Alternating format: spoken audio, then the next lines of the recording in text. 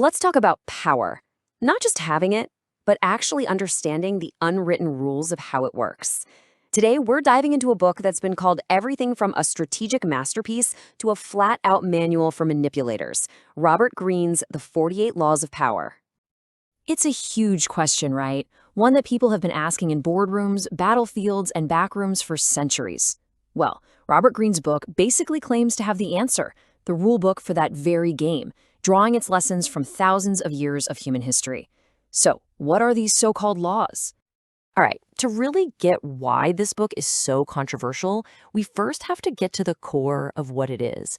And let me tell you, it is not your typical self-help guide. Think of it more like a really stark, unfiltered historical manual on the mechanics of influence. And this is super important. This isn't some modern pop psychology. Greene put this playbook together by studying 3,000 years of history. He distilled the strategies from everyone from Machiavelli to Sun Tzu. It's a historical look at what has actually worked when it comes to gaining and holding on to power, for better or for worse.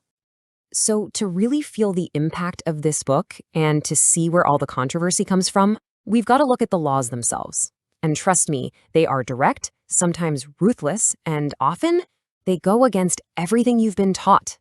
Let's explore a few of the most famous or maybe infamous examples. Let's kick things off with law number 1. The idea here is pretty simple, but it's potent. Make the people above you feel comfortably superior. See, if you seem too brilliant or more competent than them, you risk making them feel insecure and fearful, and that can lead to your downfall. It's really all about managing their perception to protect your own position. Okay, next up is a law that's all about misdirection. This one is built on the idea that being an open book can actually be a huge weakness. Greene argues that if people don't know what you're really trying to achieve, they can't possibly prepare a defense against you. You keep them guessing, a little off balance, and that gives you the upper hand. Then you've got this one, a law all about the power of silence.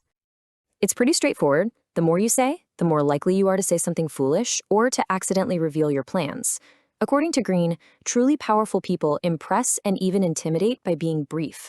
Their real influence comes from what they do, not from a flood of words. Now this next law. This might be the most ruthless and hotly debated one in the entire book. The logic here is just cold and completely strategic. If you leave an enemy only partially defeated, it's like leaving a little spark that could easily reignite into a wildfire. That person will come back for revenge. In this worldview, the only way to guarantee your future security is through total victory. No half measures.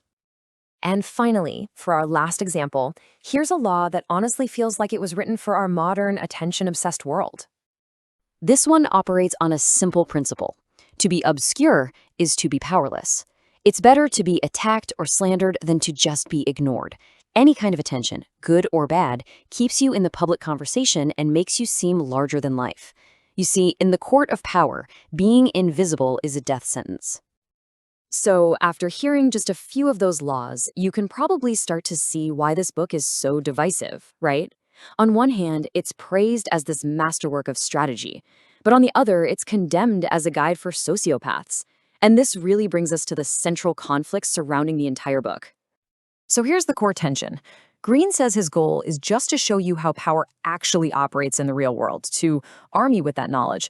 But the critics argue that by teaching these tactics without any kind of ethical filter, the book is actively promoting manipulative and even harmful behavior. It's a fundamental debate between realism and morality.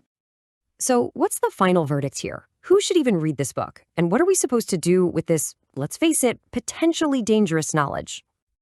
Well, despite all the controversy, or maybe because of it, this book is still seen as a vital resource for anyone studying leadership, politics, or just human psychology.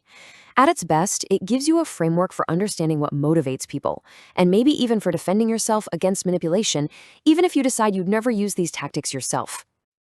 And really, that's the fundamental question the book leaves you with. It just presents the tactics of power, completely stripped of any judgment.